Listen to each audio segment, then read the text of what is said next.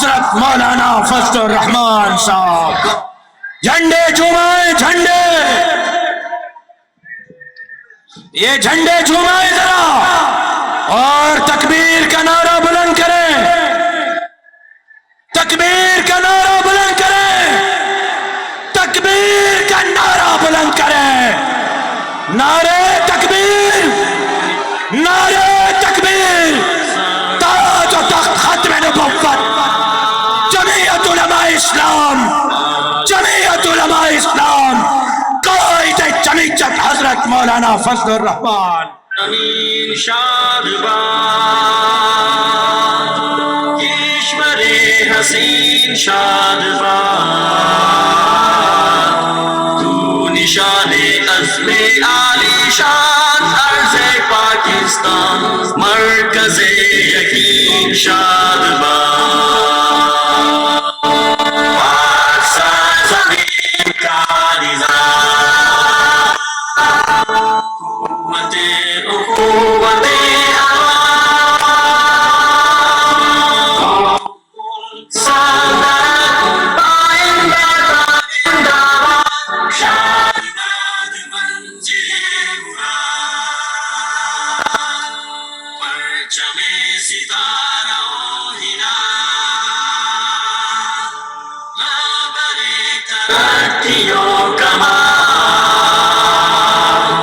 ترجمان ماضی شان حال جان استقبال، سایہ خدائے ذوالجلال. سارے ساتھی تشریف رکھیں، اسٹیج والے بھی پنڈال والے بھی، دونوں اسٹیجوں پر کھڑے ساتھی بیٹھ جائیں، پنڈال کے ساتھی بھی تشریف رکھیں.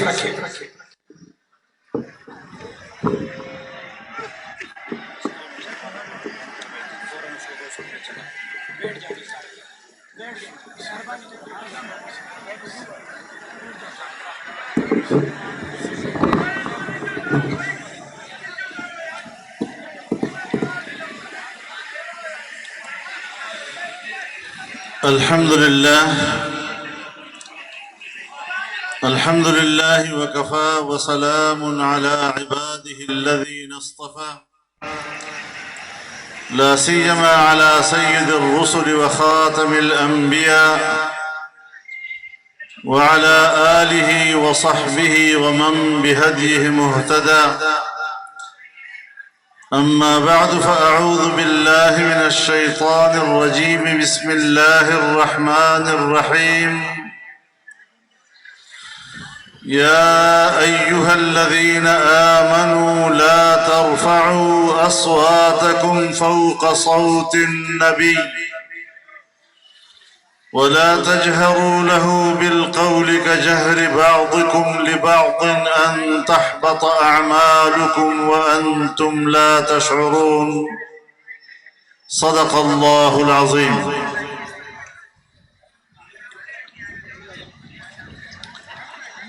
جناب صدر محترم،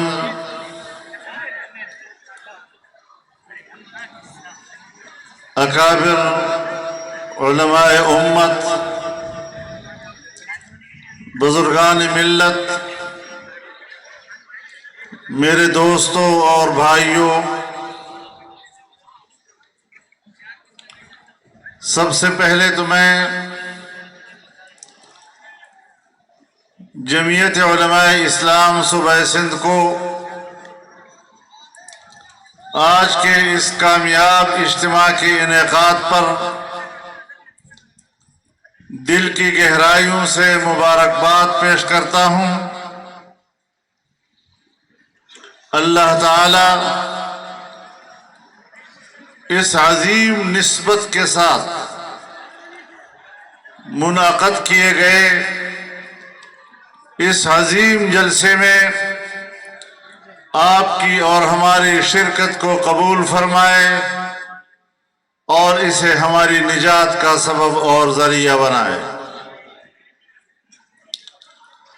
میرے محترم دوستو، آپ کو یاد ہوگا جب مسجد اقصی پر یہودی درندوں نے صہیونی دہشت گردوں نے جارحیت کی تھی تو پاکستان سے کراچی کی سرزمین پر جمعیت علماء اسلام نے ایک بہت بڑا احتجاجی مظاہرہ کیا۔ پاکستان میں ایک خاص لابی یہ درس دے رہی تھی کہ اسرائیل کو تسلیم کرنا چاہیے، لیکن آپ کے اس ایک جلسے نے اور اس لابی کے نظریے کے مقابلے میں آپ کی اس ایک آواز نے ان کی زبانیں ایسی خاموش کی کہ پھر پاکستان کی سرزمین پر کسی ایک فورم پر اسرائیل کو تسلیم کرنے کی بات کرنے کی جرت کوئی نہیں کر سکا ہے۔ اللہ نے آپ کی آواز میں تاثیر رکھی، آپ کی آواز میں اللہ نے ایک رعب اور دبدبا رکھا ہے۔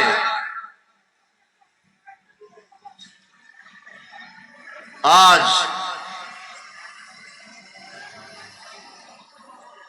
میرے حبیب حضرت محمد مصطفیٰ صلی اللہ علیہ وسلم کہ حرم اقدس کی بے حرمتی اسی یہودی لابی کے ایجنٹوں نے کی، پہلا حق آپ پر تھا کہ آپ اسی میدان میں اکٹھے ہوں اور ان قوتوں کو للکاریں کہ نہ تمہارے باپ کو جرت ہو سکی، اور اگر تم نے حرم اقدس کی حرمت میں کسی قسم کی توہین کا ارتکاب کیا تو ہم تمہاری زبانوں کو گتھی سے کھینچ لیں گے اور قیامت تک تمہاری زبانوں کو خاموش کر دیں گے۔ نعرہ تکبیر! اسرائیل مرد آباد! مرد آباد! مرد آباد! مرد آباد! مرد آباد! گستاخ حرمین پہ! گستاخ حرمین پہ! یہودیوں نے مدینے کی بے حرمتی کی تو رسول اللہ صلی اللہ علیہ وسلم نے حکم صادر فرمایا، اخرج الیہود من جزیرۃ العرب، کہ یہودیوں کو جزیرۃ العرب سے باہر کر دو۔ اگر اس کے ایجنٹوں نے پاکستان میں مدینہ کی حرمت کو پامال کیا تو یاد رکھو ایجنٹوں، تمہیں ہم کراچی کے سمندر میں غرق کر دیں گے اور پاکستان کی سرزمین پر تمہیں جینے کا حق نہیں ادا کیا۔ نعرہ تکبیر! للکار ہے، للکار ہے، یلکار ہے، یلکار ہے! گستاخ حرمین پہ! مکے والوں نے بھی کہا تھا کہ یہ لاوارث ہے،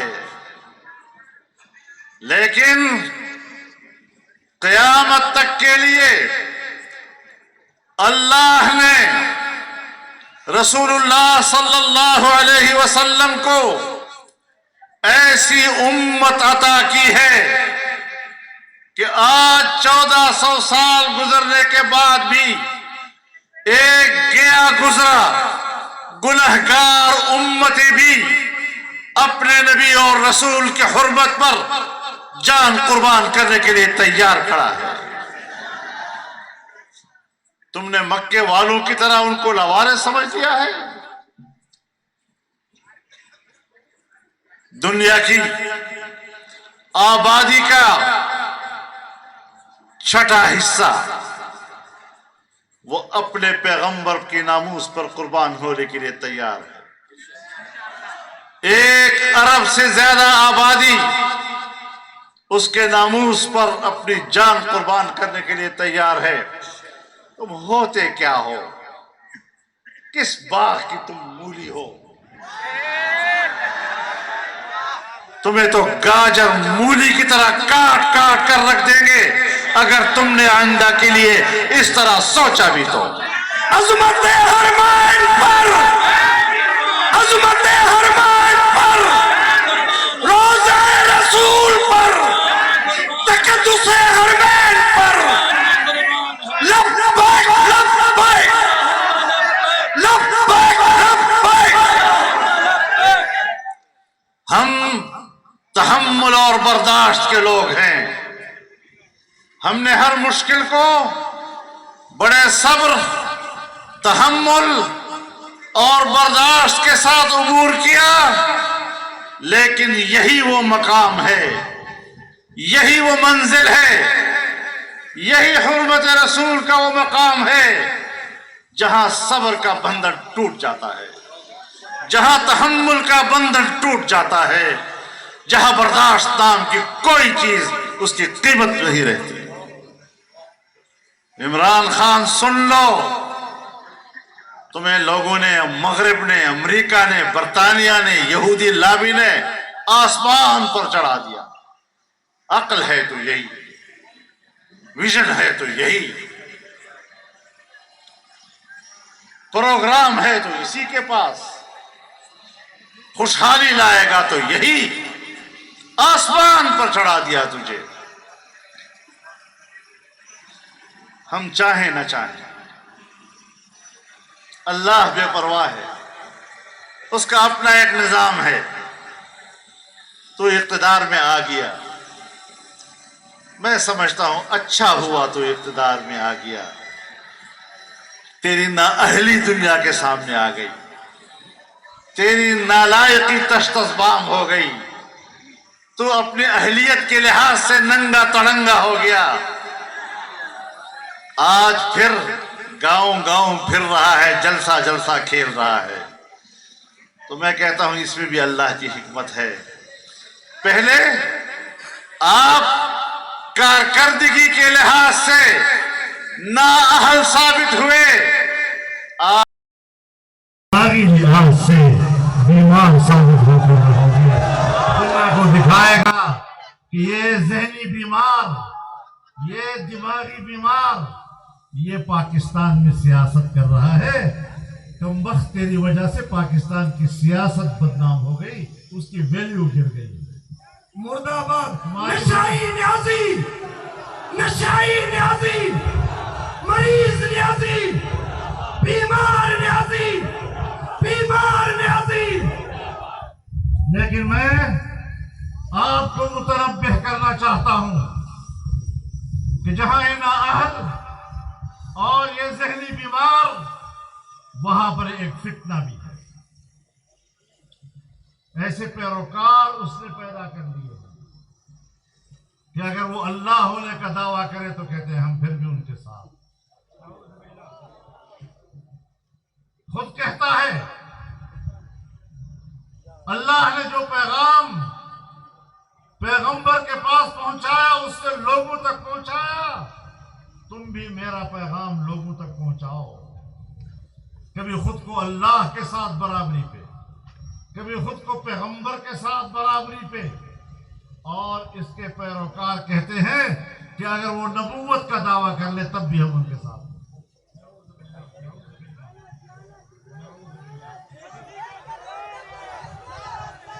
گستاخ نیازی پہ، گستاخ نیازی پہ، گستاخ نیازی پہ، بد اخلاق نیازی پہ، بد کردار نیازی پر. کبھی کہتا ہے اللہ نے پیغمبر کی تربیت کی، اس کو بنایا نبوت کے لیے، آج وہ میری بھی تربیت کر رہا ہے۔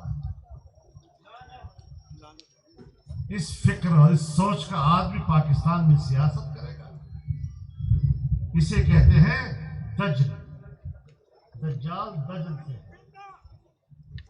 اور دجال بھی جب آئے گا تو اس کے ماتھے پر کافر لکھا ہوگا، لیکن اس کے دم سے بارش بھی ہوگی، مردے بھی زندہ ہوں گے، جہاں تھوک پھینکے گا وہاں سے سبزہ بھی اگے گا، کرامات بھی دکھائے گا، لیکن ہوگا دجال، ہوگا فتنہ۔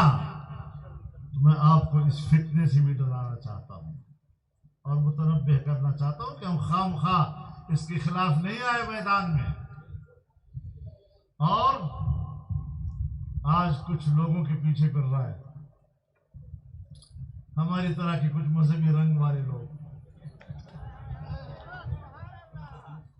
ان کو یہ دین سے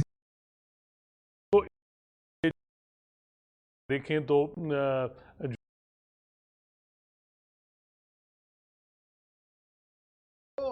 اس کی یتیمی پہ رحم آتا ہے۔ مرد آباد سرکاری مولوی، سرکاری مولوی، درباری مولوی، درباری مولوی،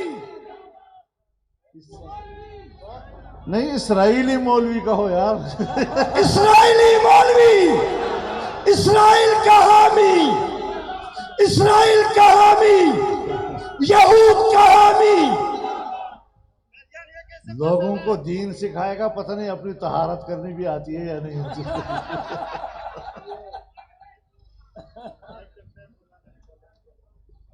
انشاءاللہ ہم ایسے فکر، ایسے عقیدے، ایسے نظریے اور ایسے فتنے کا خاتمہ کریں گے۔ اگر ہم قادیانی فتنے کے ساتھ، اس کے پیروکاروں کے ساتھ جنگ لڑ سکتے ہیں اور تا قیامت جنگ لڑنے کا عہد کیا ہے، تو یہ کیا چھوٹی موٹی فتنیاں یہ ہمارا مقابلہ کریں گی؟ ان کو تو ایک ضرب سے ہم نے ہٹایا ہے اور ایک ضرب سے دفن کریں گے انشاءاللہ۔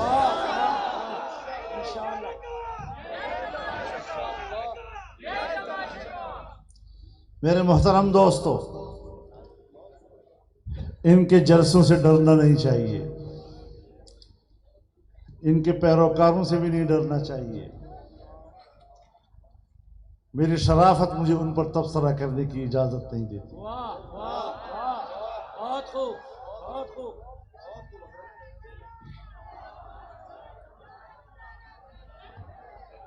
عمرے پہ کیوں گئے؟ تمہیں میرے جلسوں میں میرے ساتھ کھڑا ہونا چاہیے تھا، ناچ گانوں کے محفل میں تمہیں کھڑا ہونا چاہیے تھا۔ عمرے پہ جانے کی کیا ضرورت تھی تمہارے لیے؟ میں پوچھنا چاہتا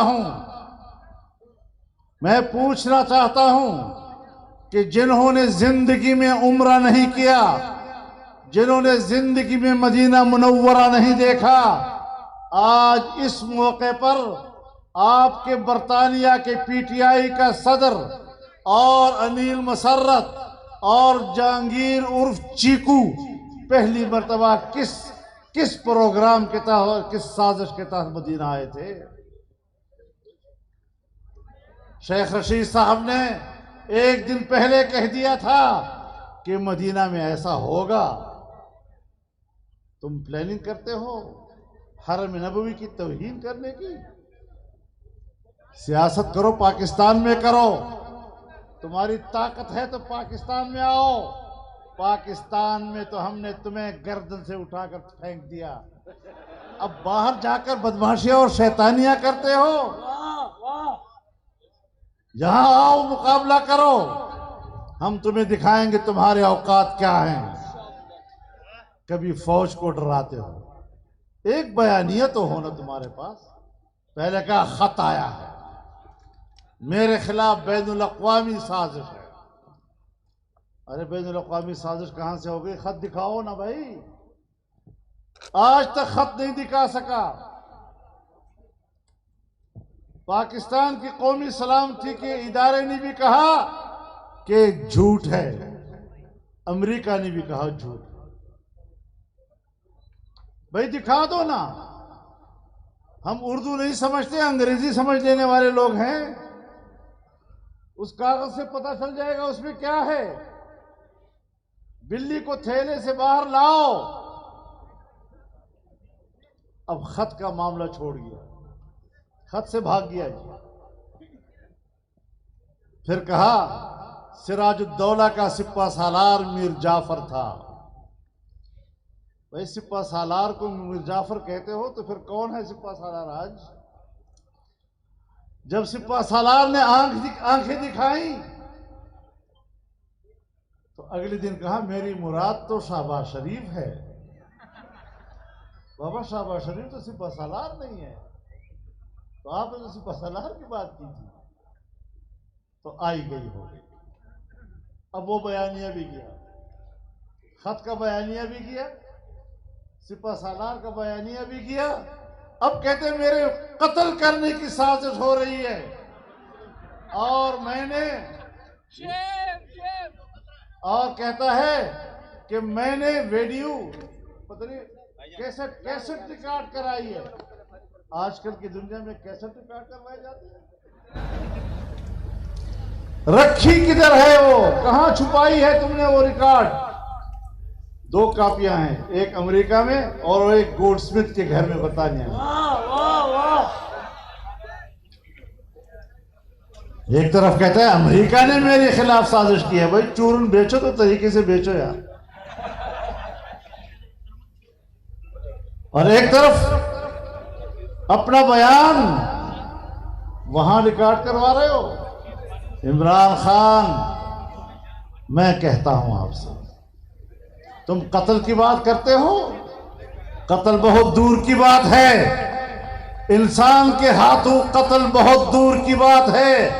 تم تنہا کسی روڈ پہ کھڑے ہو جاؤ، اگر ایک کتے نے بھی تمہیں سونگ لیا تو مجھے کہہ دو کہ فضل الرحمان تم نے غلط کہا. نعرہ تکبیر! قائدِ جمعیت مولانا فضل الرحمان، قائدِ جمعیت مولانا فضل الرحمان، کیا تیری جرت کو، کیا تیری بصیرت کو، کیا تیری سیاست کو. قاتلانہ حملوں سے ہم گزرے ہیں، قاتلانہ حملوں سے عبدالغفور حیدری گزرا ہے، قاتلانہ حملوں سے اکرم درانی گزرا ہے، قاتلانہ حملوں کے شکار ہمارے علماء کرام ہوئے ہیں، اور پھر بھی میدان میں کھڑے ہیں، جرت کے ساتھ کھڑے ہیں.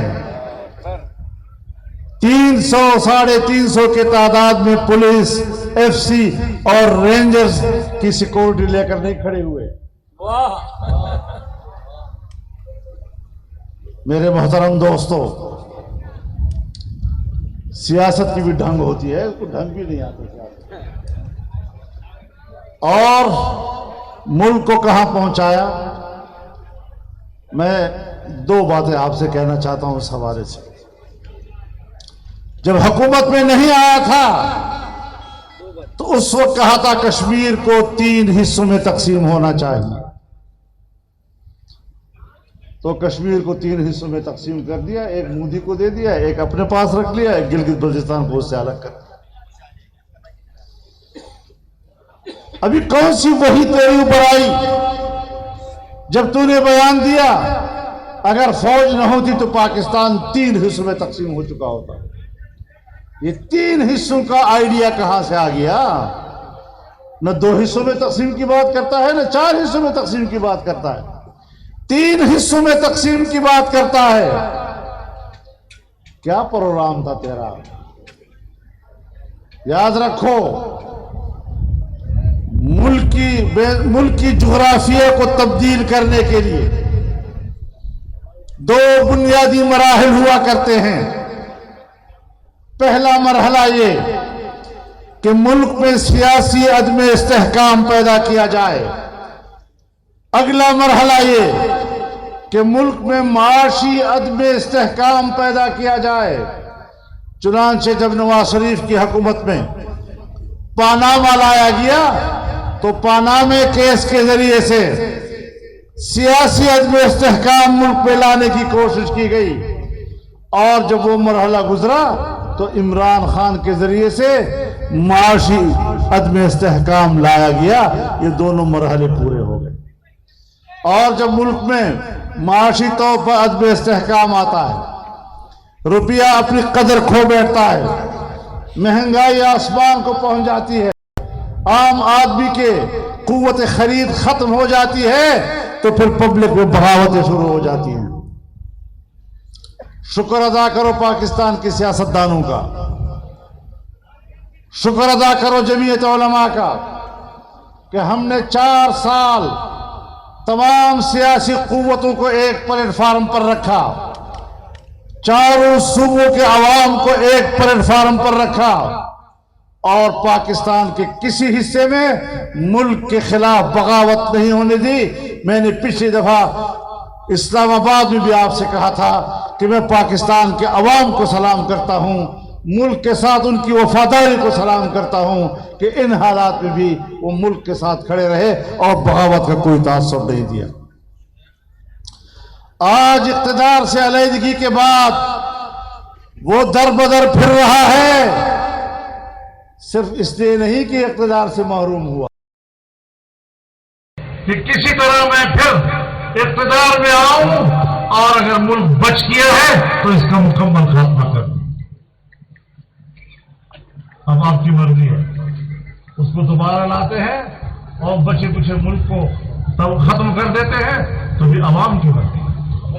لیکن ہم نے اس ملک کے بقا اور تحفظ کے لیے جنگ لڑنے کا عہد کیا. انشاءاللہ العزیز اس کو پورا کریں. میں پاک افواج کو بھی یقین دلاتا ہوں، اعتماد دلاتا ہوں کہ پاکستان پر خدا نہ کرے کوئی برا وقت آئے، لیکن ایسے وقت میں اگر سرحدات پر مشکل آئی، اگر ملک کے اندر مشکل آئی، تو وہ ایک یوتھیا بھی آپ کے ساتھ نہیں ہوگا. یہی خاصات، یہی نوجوان آپ کے شانہ بشانہ پاکستان کے بقا اور تحفظ کی جنگ میں. نعرہ تکبیر! زندہ ہے جمعیت! زندہ ہے جمعیت! یہ تیری جمعیت! یہ میری جمعیت! مجاہدوں کی جمعیت! ہمارا مطالبہ تھا کہ اسٹیبلشمنٹ سیاست نہ کرے. ہمارا مطالبہ تھا کہ فوج سیاست میں مداخلت نہ کرے. اور جب فوج نے کہا کہ اب ہم نیوٹرل ہیں، ہم مداخلت نہیں کرتے، تو اس نے کہا نیوٹرل تو جانور ہوتا ہے. اب بتاؤ، یعنی اس کا معنی یہ کہ اگر فوج اس کے ساتھ ہے تو پھر فوج محترم ہے، اگر فوج حکومت کے ساتھ ہے تو پھر فوج محترم ہے، اور اگر فوج ملک کے ساتھ ہے تو یہ ہمیں قبول نہیں ہے. آپ کو یاد ہے ابھی کچھ دن پہلے ان کے ایک مقرر نے جلسے میں کہا کہ اگر گھر پہ ڈاکہ پڑے اور چوکیدار کہے کہ میں نیوٹرل ہوں تو یہ قبول نہیں ہے. میں ان کو بتانا چاہتا ہوں کہ چوکیدار یہ ملک کا چوکیدار ہے، تمہاری حکومت کا چوکیدار نہیں ہے. تمہارے ملک کا تمہاری حکومت کا دار و مدار پاکستان کے عوام پر ہے. تمہیں پاکستان کی پارلیمنٹ نے مسترد کیا ہے، تمہیں پاکستان کے عوام کے نمائندوں نے مسترد کیا ہے. تمہیں شکوہ کس سے؟ تم کسی ایک کا اعتماد برقرار نہیں رکھتے، نہ عوام کا، نہ عوامی نمائندگان کا، نہ اپنے اتحادیوں کا، نہ اسٹیبلشمنٹ کا، نہ فوج کا، نہ بیوروکریسی کا. ہر شخص سر پیٹا. میرے محترم دوستوں، لیکن میں آج اس موقع پر بڑے احترام کے ساتھ ایک شکوہ کرنا چاہتا ہوں اپنی عدالت عظمیٰ سے، محترم عدالت سے، فاضل ججز سے. جب چیف ایگزیکٹو نے اپنے ایگزیکٹو اختیارات کو استعمال کرتے ہوئے FIA के अफसर को या अफसरों को तब्दील किया, तो आपने सू मोटो क्यों लिया? किसके कहने पे लिया? इमरान खान के जलसे में एक गुफ्तगू पर आपने इतना बड़ा इक़दाम कर दिया कि आपने सू मोटो ले लिया। फिर आप आए ना, फिर आप हुकूमत करें, फिर आप एग्जीक्यूटिव चीफ बन जाएं। अदलिया का अपना काम, एग्जीक्यूटिव का अपना काम, और आप इन लोगों से डरते हैं? ये अदालत के सामने खड़े हो जाएं, और अगर ये मखलूक अदालत के सामने खड़े हो गए फिर क्या करोगे? फिर क्या करोगे? अदालत आजादी के साथ फैसले करे। अदालत के किसी सो मोटो से अगर ये तासुर मिलता है कि वो दबाव में किया गया है, तो आप बताएं कि इसके नतीजे में जो फैसला आएगा उसके अवाम के दिलों में क्या कदर कीमत होगी। अजीब बात यह है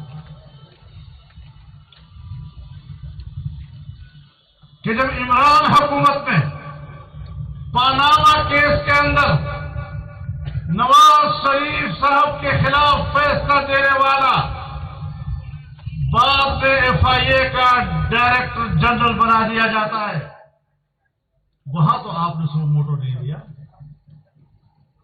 जब बशीर मेमन ने चीफ कर इंटरव्यूज दी कि मुझे बुला कर कहता था कि आप फलां के खिलाफ केस करो, फलां के खिलाफ केस करो, फलां के खिलाफ केस करो, उस DG के इस चीखू पुकार पर तो आपने कोई सो मोटो नहीं लिया। जस्टिस अरशद सिद्दीकी चीख रहा है, चिल्ला रहा है बतौर जज के, उसकी चीखू चिल्लाहट पर तो आपने कोई नोटिस नहीं लिया। आज एक बयान जलसे में दे दिया और आपने उस पर इतना नोटिस दे लिया।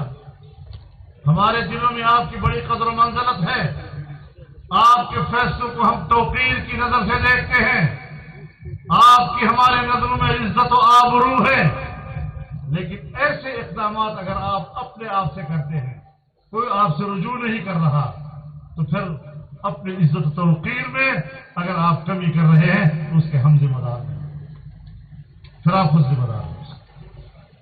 ये शिकायत आज पब्लिक के सामने लाना मैंने जरूरी समझा।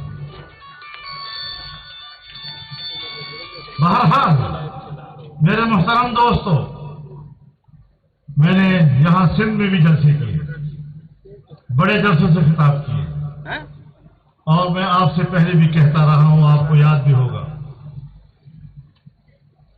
कि मुश्किल ये नहीं है कि इमरान खान ने मुल्क को बिठा दिया है। अब चैलेंज ये है कि इसको उठाएंगे कैसे।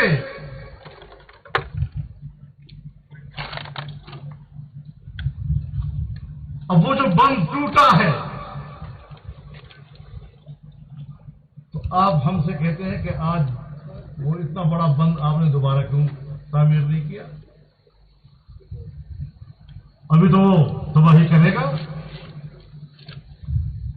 इमरान खान की हुकूमत के पहले साल उनके अपने माहिरीन ने इंटरव्यू दिए और कहा कि इमरान साहब का प्रोग्राम यही है कि रुपया 200 रुपया $1 तक जाएगा, ये उनका एजेंडा था। आज अगर 200 पे गया है, उसके अपने एजेंडे के तहत गया है। हमने कंट्रोल करना है। किस तरह कंट्रोल करना है? जब तक आप बिजनेस कम्युनिटी का एतमाद बहाल नहीं करेंगे, जब तक आप ब्यूरोक्रेसी का एतमाद बहाल नहीं करेंगे, जब तक हुकूमत को रियासती इदारों का ताउन हासिल नहीं होगा, एतमाद का माहौल बहाल करना मुश्किल है। अभी हमने उसको हटाया है, अब 1 साल में हमने मुल्क को पटरी पे डालना है। कैसे चलेंगे, किस मुश्किल में हम सफर करेंगे, किस पगडंडी के ऊपर हमने चलना है, और इस मुल्क को वापस अपनी हालत पे लाने के लिए हाथ पांव मारने हैं, ये एक चैलेंज है, कोई आसान काम नहीं है। 3.5 سال میں تم نے جو ملک کا کباڑہ کیا، ظاہر ہے کہ عمارت کو گرانا تو ایک لمحے کا کام ہے، گند پھیلانا تو ایک لمحے کا کام ہے۔ تم نے 4 سال میں جو گند پھیلایا، ہم سے توقع رکھتے ہو کہ 4 دن کے اندر اندر اس گند کو صاف کریں؟ اس میں تو وقت لگے گا۔ یہ تو چیلنج ہے جو ہم نے قبول کیا۔ ہم نے ملک کو ان سے چھینا تاکہ ملک بچ جائے۔ پہلے ملک کو بچانا ہے، ملک کی پھر اقتصاد کو بچانا ہے، اس کو صحیح رخ پہ لانا ہے، اور یہ ایک بڑا چیلنج ہے جو قومی سطح کے باہمی تعاون کے بغیر ممکن نہیں۔ میرے محترم دوستوں، انشاءاللہ العزیز اس وقت ہمارے لیے مشکلات پیدا کی جا رہی ہیں، لیکن ایک بات ضرور کہوں گا کہ ان جلسڑیوں کا دباؤ نہ لیا جائے۔ روز روز بیان تبدیل ہو رہے ہیں، ایک بیانیہ ہے، کل دوسرا بیانیہ، پھر تیسرا بیانیہ، پھر چوتھا بیانیہ۔ ابھی کوئی ایک بات پہ ٹھہر تو جاؤ۔ ہم تو ایک ہی بات پہ ٹھہرے ہوئے ہیں۔ آپ کا جو تعارف ہم نے پہلے دن کرایا تھا، ہم آج بھی اس پہ قائم ہیں، ہم آج بھی اس پہ قائم ہیں، اور لمحہ لمحہ گزرتا ہے تصدیق کر رہا ہے اس پر۔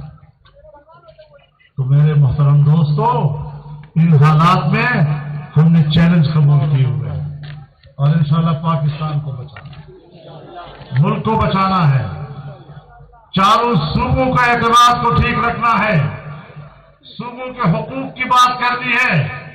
آج اگر میں سندھ میں کھڑا ہوں، میں پہلی مرتبہ آپ کے پاس نہیں آیا ہوں، میری 40 سال گزر گئے، اور کوئی سال ایسا نہیں گزرا جہاں میں ایک سے زیادہ مرتبہ سندھ میں نہ آیا ہوں۔ ایک رشتہ بن گیا آپ کے ساتھ، ایک تعلق بن گیا آپ کے ساتھ، اور آپ کے بچے بچے کے حقوق کی انشاءاللہ جنگ لڑتا رہوں گا۔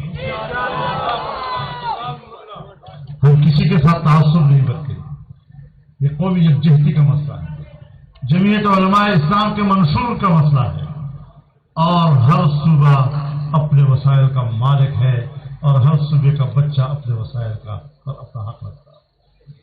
تو میرے محترم دوستو، ہمیں پورے ملک کو چلانا ہے، ہم نے ایک قوم بنانا ہے، ایک پاکستانی قوم کی طرح ہم نے ملک کے اندر ایک یکجہتی پیدا کرنی ہے۔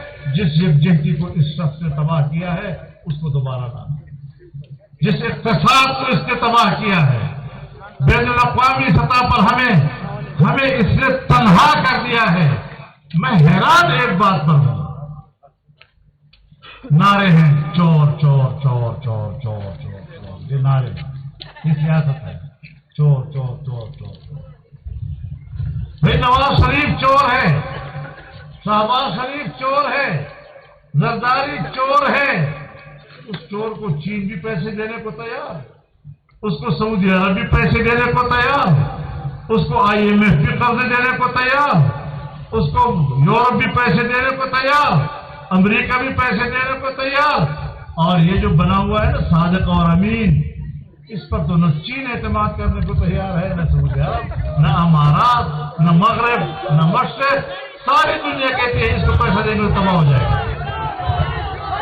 چور نیازی ملک آباد، چور نیازی گھڑی، چور نیازی گھڑی، چور نیازی ہار، چور نیازی ہار، چور نیازی۔ اور تماشا یہ ہے کہ اس ملک کے اندر انہوں نے چور چور کے نعرے لگائے جس ملک کے بادشاہ کی گھڑی کو اس سے خود چوری کیا تھا۔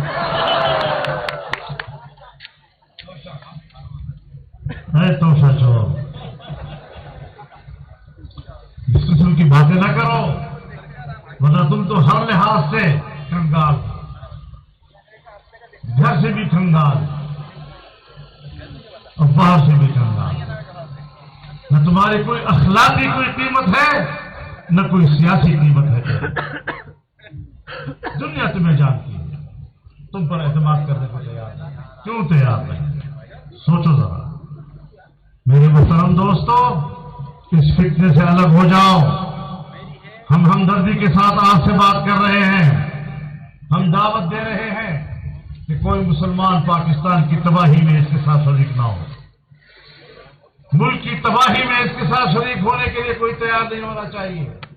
हाँ, मैं जानता हूं, इतना जरूर जानता हूं कि मुल्क के अंदर एक एलीट क्लास है, अशराफिया। उनके घरों में उनकी आंटियां आंसू बहा रही है इमरान के जाने पे।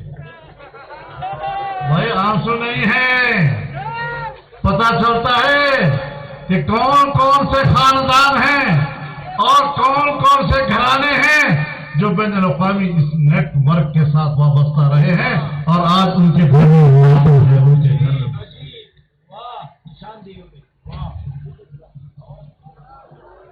तो वहां से हमें पता चल रहा है कि कहां कहां किस किस की